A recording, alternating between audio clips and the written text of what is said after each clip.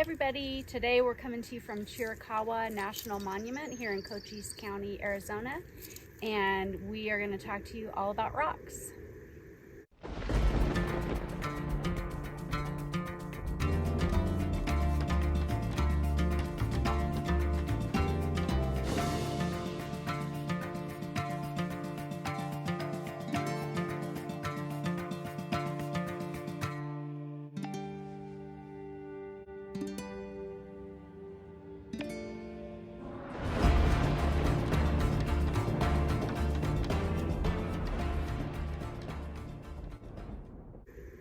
Hey, if you're new to our channel, we're two rebels off grid. We left Colorado as fast as we could. We arrived here in Arizona to set up a homestead. We're doing stuff. Doug and I are trying to get off our homestead a little bit more and explore the area that we live in. And we thought it'd be fun to come out here to Chiricahua National Monument today. And it's really known for its rock formations, and it's absolutely beautiful. It's not that far from where we live, and we thought it'd be a great intro into what we're going to talk to you guys about today, which is rocks. All about rocks.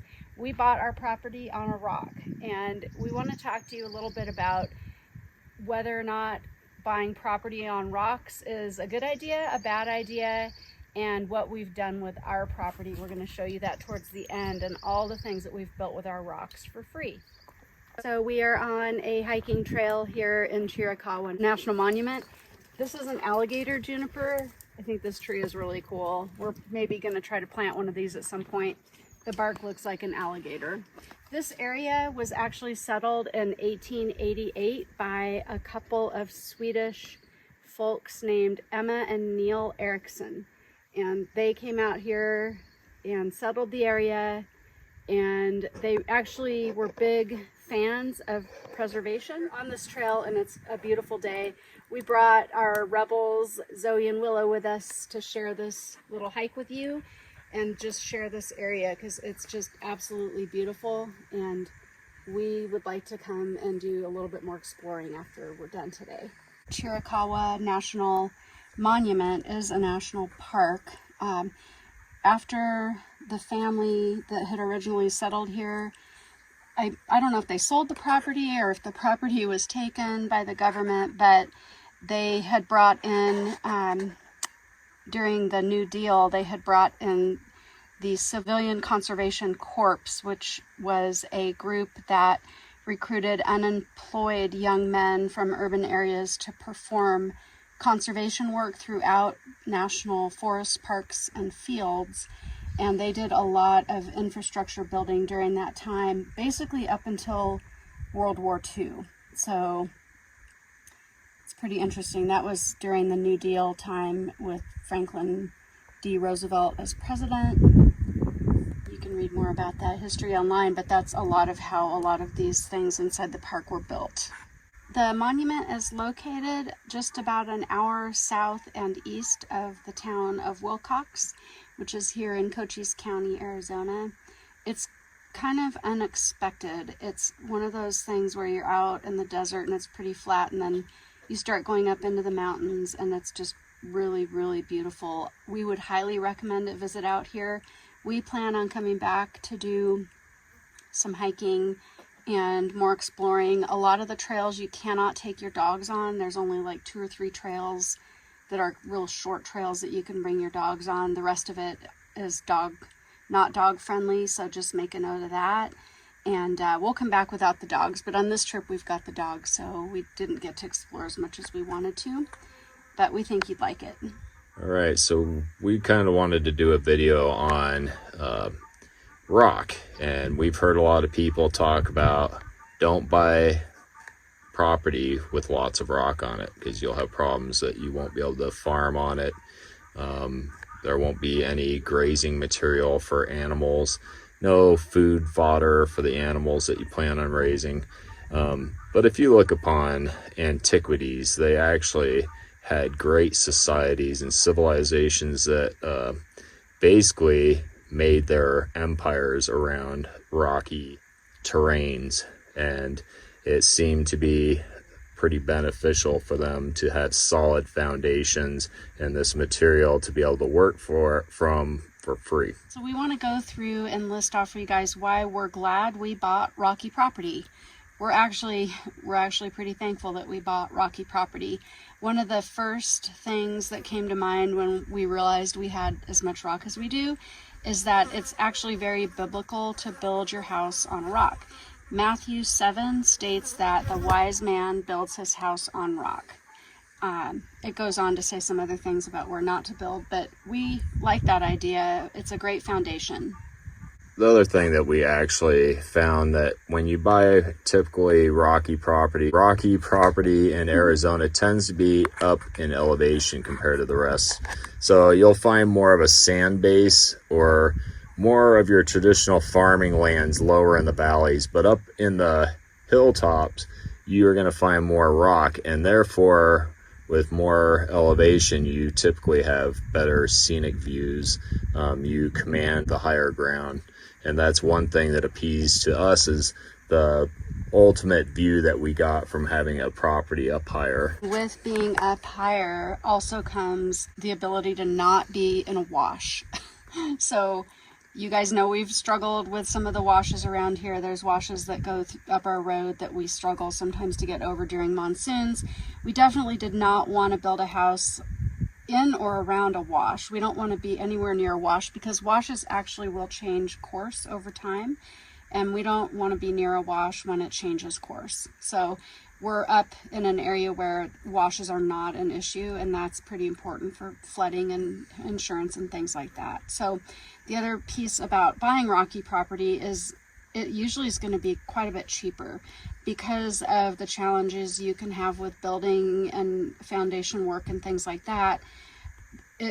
Typically you're going to get rocky property is going to just be less expensive than non-rocky property. So for us, that worked in our favor because we were on a very strict budget with how much we had to spend on property, and we actually saved quite a bit of money by buying property that had more rock on it.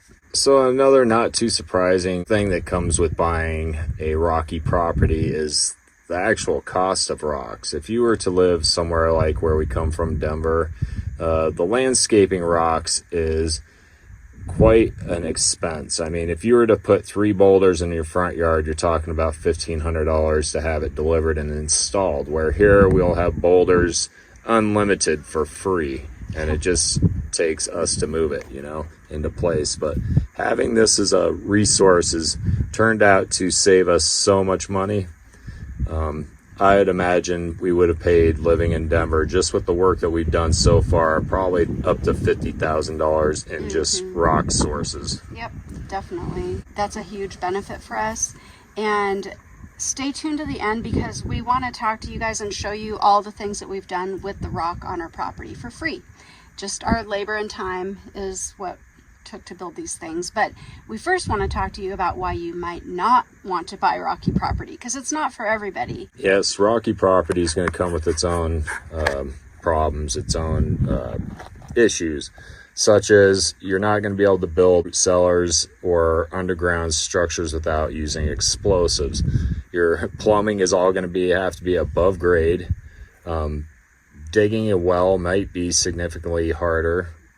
Yeah, and along with any kind of digging, things like setting fencing can be very challenging. We've found ways around that. Instead of trying to work against the rock, we've actually used the rock to our benefit, and we'll show you a little bit later what we mean by that.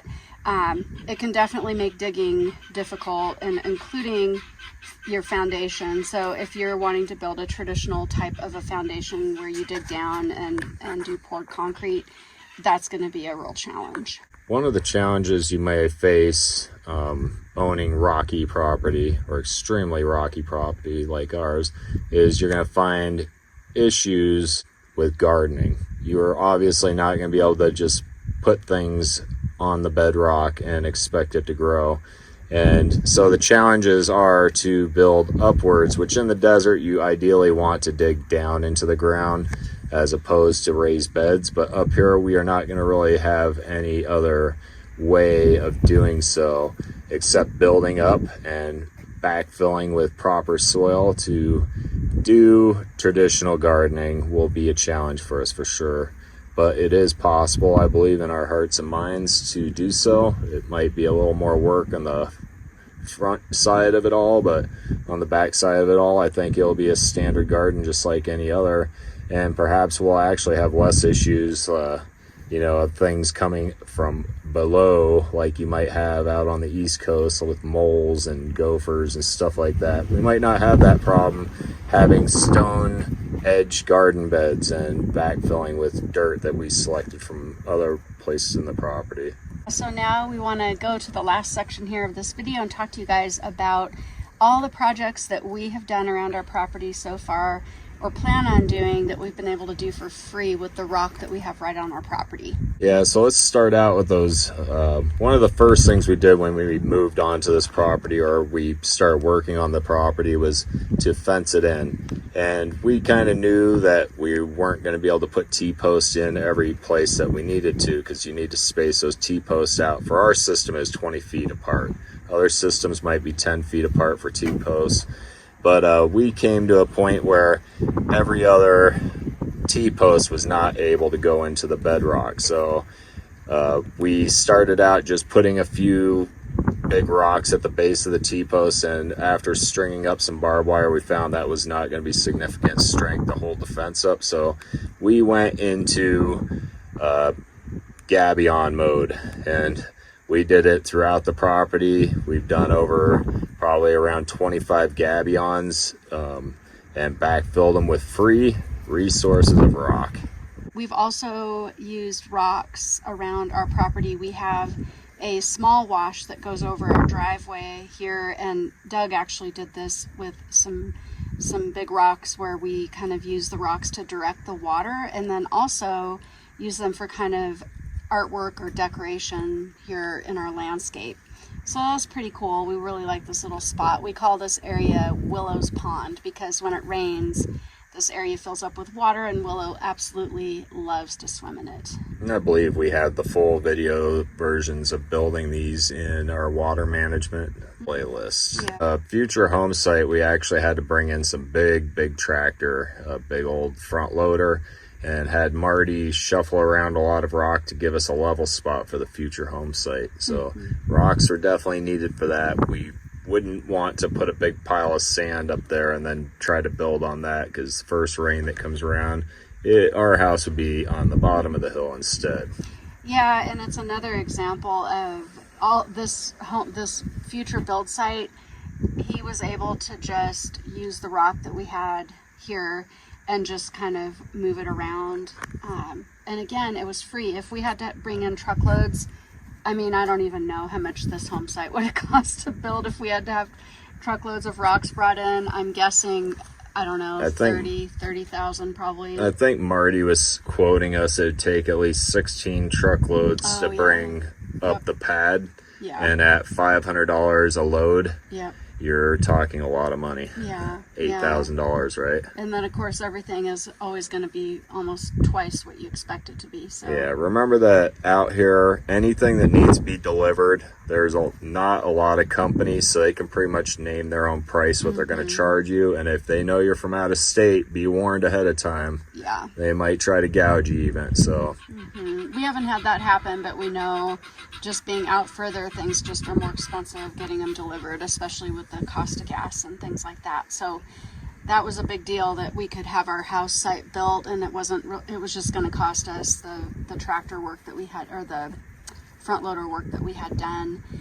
Doug's done quite a bit of work with putting in rocks as stepping stones and stairs, and we're going to show you that here in front of our chicken coop. He's used quite a bit of rock to kind of make sort of a stairway of sorts that goes up to the chicken coop. Yeah, we used all sorts of stone for doing retaining walls to hold the cistern up in a higher position. We put the stonework for retaining, holding back material for a raised garden bed, and stairs like Keri mentioned, and alas, the foundation to the chicken coop itself, the chicken tower, is all stone. And we're not done using stone on the chicken tower. We still need to finish up those buttresses, which is coming up in probably the next couple of videos.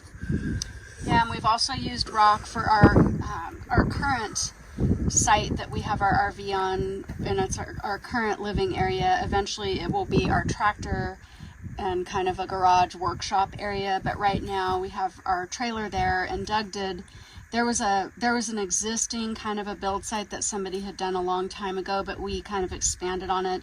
Doug used our tractor and brought in rock and dirt and fill from around our property to kind of even out the build site so we could park our RV here. And it just makes it so much nicer, because being out in the desert, there's a lot of dust and we get a lot of wind. So you have, if you're living just on the dirt, it just gets really dusty, and then when the monsoons come and it rains, it gets super muddy. And it's that kind of mud, it's that mud that has a lot of clay in it, so it kind of sticks to everything.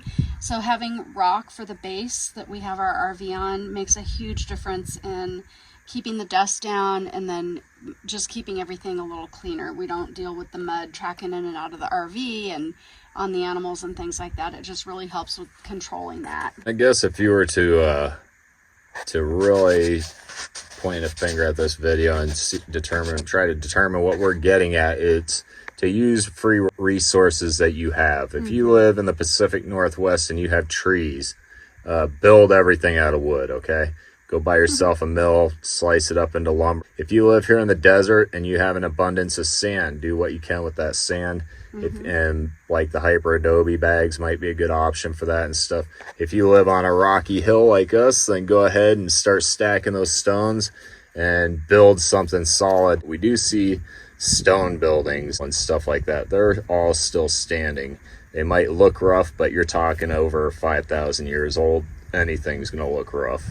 Another thing that rocks are great for, especially in the desert, is mulch in and around your garden. So Doug and I have used mulch in the past, but usually we typically use wood chips, and we used a lot of that when we lived in Colorado. But here we don't have access to wood chips like we did in Colorado, so we use rock. And actually the Parkland nursery that we had gone to get a lot of our trees several weeks ago, he actually advised us to use rock as mulch. So it works really well as mulch, and it helps kind of hold the moisture in around your plants. So you can use it in that way. And another way that rock is great, like on our driveway and on our RV parking pad, and eventually on our home build site, it's much easier to see the snakes. Of course, we have rattlesnakes here. It's a lot easier to see them when they're laid out on the gravel, and they tend to stay away from the gravel. They like the dirt better, and they're harder to see on the dirt. They kind of blend in. They're kind of the same, almost the same color as the dirt in ways. So it's, for me anyway, and I think Doug would agree, that it's a lot easier to see the rattlesnakes on the gravel than it is on the dirt. This is a UV Beast blacklight. I bought it on Amazon, and we'll put the link in the description if you're interested in buying. It's under $30. It's well worth the money. It's very well made. We've had it a year. We use it out here in the desert. It is made of aerospace grade aluminum, so it is a heavy duty metal light. You unscrew the bottom here. It runs on batteries. It takes 6 AA batteries. And like I said, we've had this a year. We have not had to replace these batteries yet, and it's still running strong. We use it a lot because we live in the desert. We like to check for things like scorpions, and it will also bioluminesce snakes. So here's what it looks like working at night to spot a scorpion. We like to check our seating area for these guys. So we would highly recommend this product. I would definitely buy another one, but I have a feeling this one's going to last a long time. If you're interested in buying one, the link is in the description.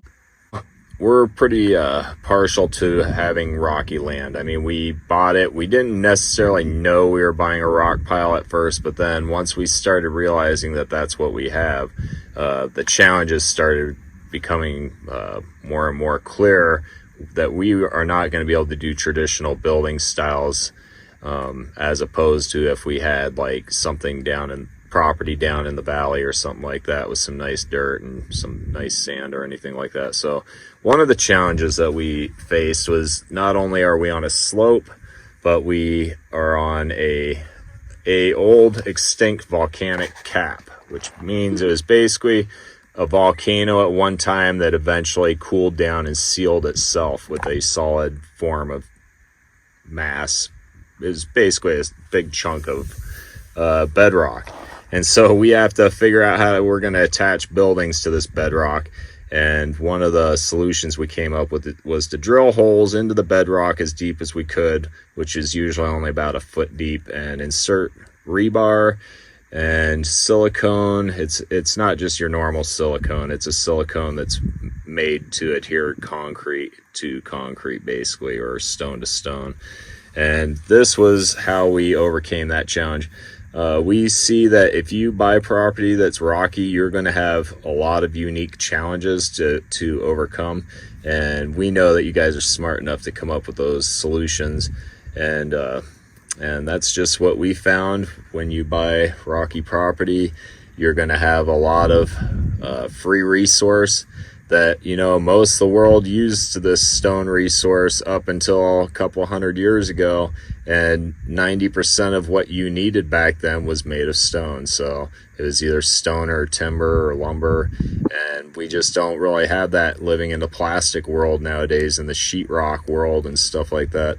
Everything's pre-cut for you, and you just go by their tolerances on whether it's going to hold your roof up or not. I digress. Yeah, so basically, whether or not rocky property is right for you is really up to you. We have chosen to be positive about it and look at it as a resource. So we're always laughing about, we have so many rocks for a resource that are free, which is awesome.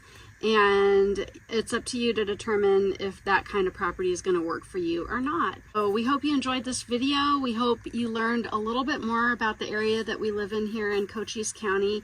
It's definitely the high desert. There's some very unexpected, very cool things to see in the area. And Doug and I are going to try to make more of a point to get out and about and show you and share with you some of this stuff. We know some of you are considering moving out this direction, so we want you to be able to see, you know, what's around here and things that you might also enjoy. Just to remind those homesteaders, just even if you don't live in the desert, if you're homesteading, you are on the edge of complete exhaustion and burnout, and you need to just find somebody to watch your animals, do something for the day, get the heck off your property, and go out and enjoy life other than just working your butt off all the time. Mm-hmm. That's something that we find that we're going to have to force ourselves to do. Mm-hmm. And we think that it's going to extend our... It'll make our lives better, and we'll live longer. Yeah. It might take us a little longer to build, but we know we've got to take breaks and not just be working all the time. So yep. You guys can hold us accountable to that, okay? So don't feel too depressed if you ended up with rockier property than you thought, because there's a lot of potential. They actually built their entire civilization upon rock, and it's a very awesome resource to have that's free. So if you guys enjoyed this video, and I hope you did, go ahead and hit that like button at the bottom and hit the notification button if you haven't yet. And if you haven't subscribed, I implore you, subscribe. It's one of the better channels out there, hopefully, at least in our minds. All right, guys, adios.